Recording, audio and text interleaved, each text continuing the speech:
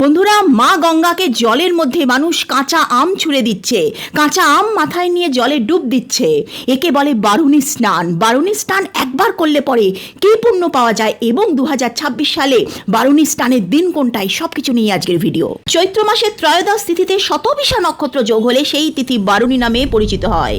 এবছর 2026-এ বারুণ কিন্তু অসম্ভব শক্তিশালী এবং একটুখানি ব্যতিক্রমী, কারণ বারুণী যোগ যখন শনি বা মঙ্গলবার পড়ে তখন তাকে মহাবারুণী বলা হয়।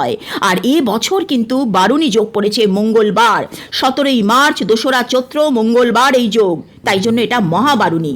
সময়টা বলে দিই, স্নানের সূর্যোদয় থেকে সকাল 8:07:55 মধ্যে তোমাদেরকে গঙ্গা স্নান করতে হবে। একবার যদি এই স্নান করতে পারো, সূর্যগ্রহণে গঙ্গা স্নান করলে যে ফল পাওয়া যায়, এই তিথিতে স্নান করলে সেই পুণ্য লাভ হয়, জীবনের সমস্ত পাপ নষ্ট হয়, মুছে গিয়ে পুণ্য অর্জন হয়। হিমালয়ের কন্যা গঙ্গার নাম হলো বারুণী, আর যেহেতু গঙ্গায় স্নান করতেই হবে এই তিথিতে, তাই জন্য সেই নাম অনুসারে এই তিথির নাম হয়েছে বারুণী। তবে বারুণী স্নানের মহামন্ত্র চানের পর যদি তোমরা না বলো, তাহলে কিন্তু মহাপুণ্য পাওয়া যায় না।